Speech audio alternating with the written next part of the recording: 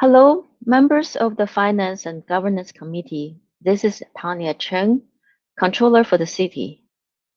I'm here today to provide an update on the Corrective Action Plan in connection with the 2020 Single Audit Report.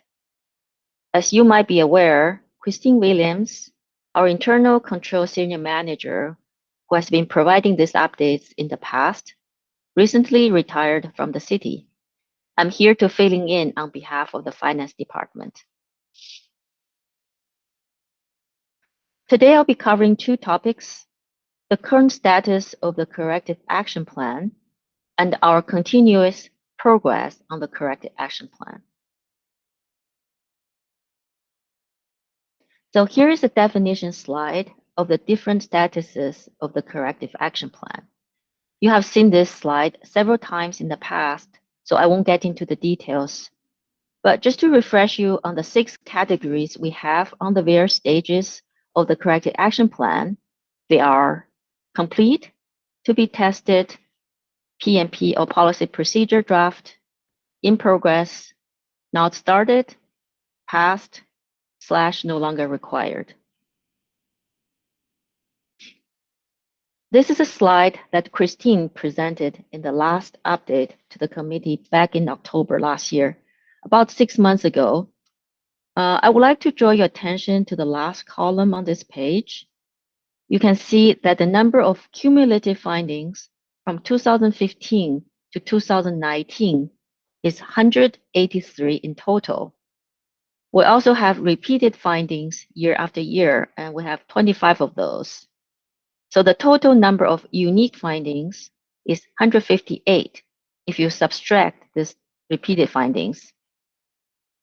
As of October last year, we have 16 unresolved audit findings remaining out of 158 unique cumulative findings.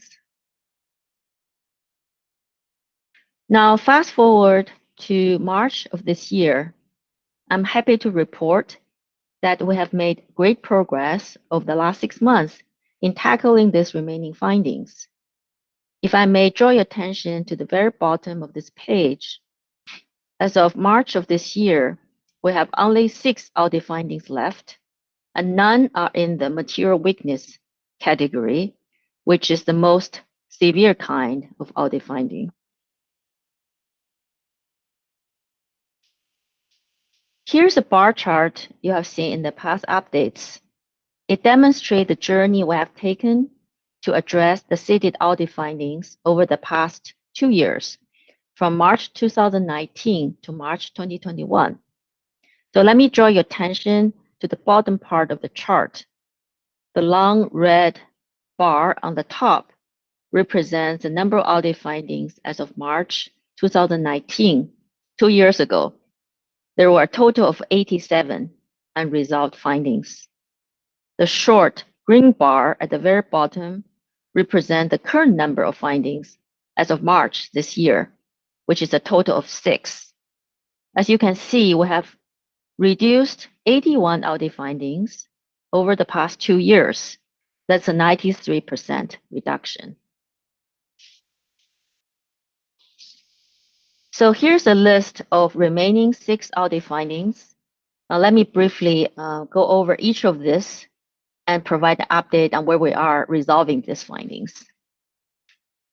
Number 1, update to indirect cost allocation plan.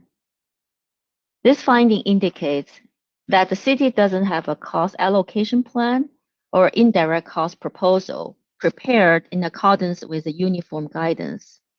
So without the approved plan, the city cannot allocate the indirect costs to the federal grants.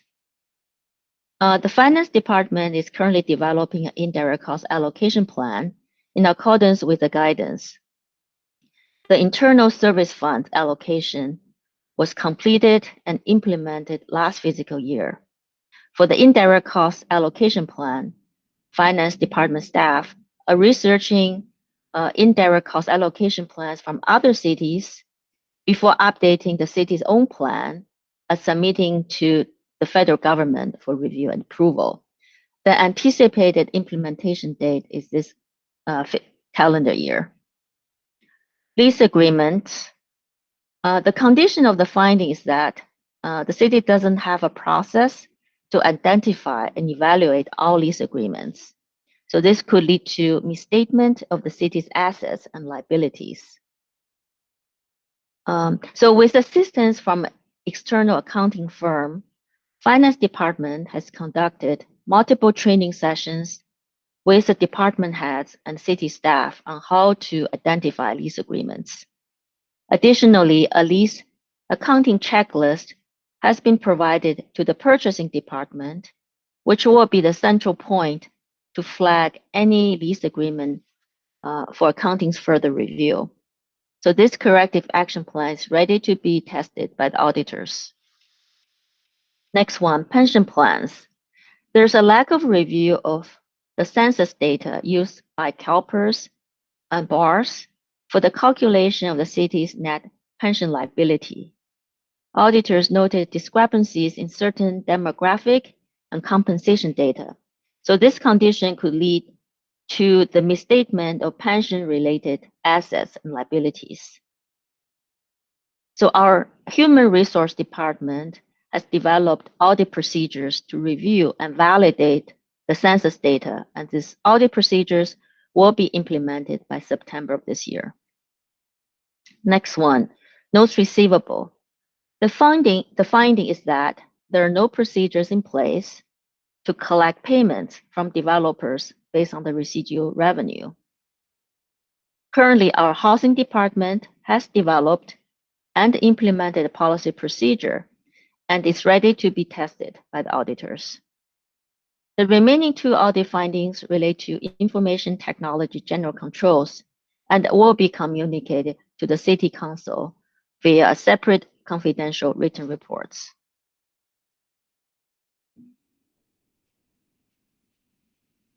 In addition to our continued efforts to resolve the remaining audit findings, here are some additional highlights and actions we have taken and will take to further improve the internal controls for the city.